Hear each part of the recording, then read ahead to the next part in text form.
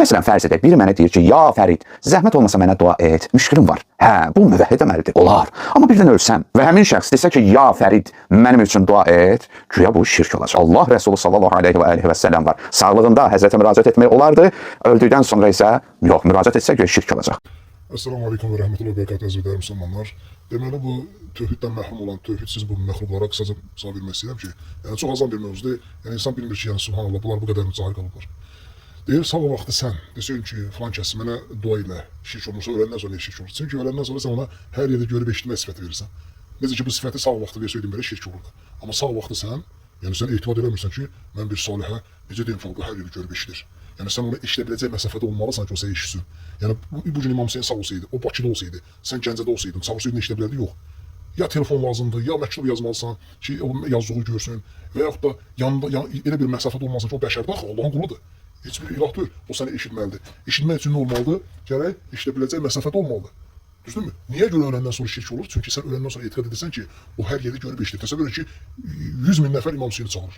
Bu etiqad edir ki, hamısının duasını, təsəvvür ki, hamısını çağırır, eşidir. Hər yer görüb eşitmək Allahın sifətidir. Sən Allahın sifətlərində Allah'a şərk qoşursan. Ona görə şirk olur. Ona görə əziz müsəlmanlar, bax bunlar hələ ayrı başa düşmür ki, sən öləndən sonra onu hər yerdə görüb eşitmək sifəti verirsən. Allah Teala neçə ayda deyir ki, məndən başqasına dua etməyin, yalnız mənə dua edin. Hətta Gafir surəsi 60-da Allah Teala duanı ibadət adlandırır. Allahdan başqası dua edən ona ibadət eləmiş sayılır.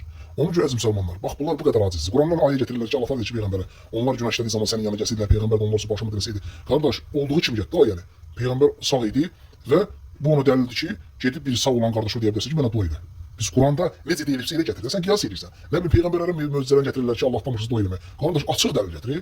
Sən qiyas edirsən. Biz açıq dəlil gətiririk ki, Allah deyir ki, Allahdan başqa heç kimə dua etməyin, heç kimə. Sən də mənə bir açıq dəlil gətirir ki, Allah deyir ki, bəli, məndən başqasına dua edin. Yox elə bir dəlil. Ola da bilməz. Ancaq qiyas edirsiniz. Və bu insan ayıra bilmir ki, sən sağ vaxtı, yəni insanın qüdrətə çatan şeyi insandan istəyə bilərsən. Məsəl üçün, sən mənə gəlib deyirsən ki, qardaşım, mənə dua elə, Allah əmək bağışlasın.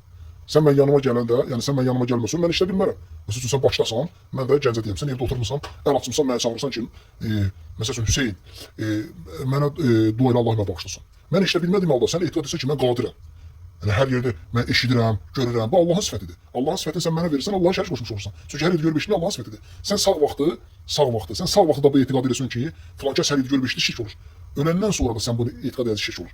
Amma sən sağ vaxtı gedib sən misal gətirirsən. Sən sağ vaxtı gedirsən, məsəl üçün, filan kəsin yanına, eşidə biləcək məsafəyə. Deyirsən ki, mənə dua elə, diri olan bir insana deyirsən ki, mənə dua elə, Allah mənə bağışlasın. O ona qadirdir, əl açıb dua eləsin sən üçün. Sən yanına gedirsən, diri olan şəxsi. Amma sən dünyasını dəyişəndən sonra niyə şirk olur? Çünki sən etiqad etsən ki, artıq hər yer görüb eşidir. 100 nəfər çağırır, Hüseyin hamısını eşidir, duasını qəbul edir, hər yer görür eşidir. Artıq sən ilahlaşdırırsan, buna görə şirk olur.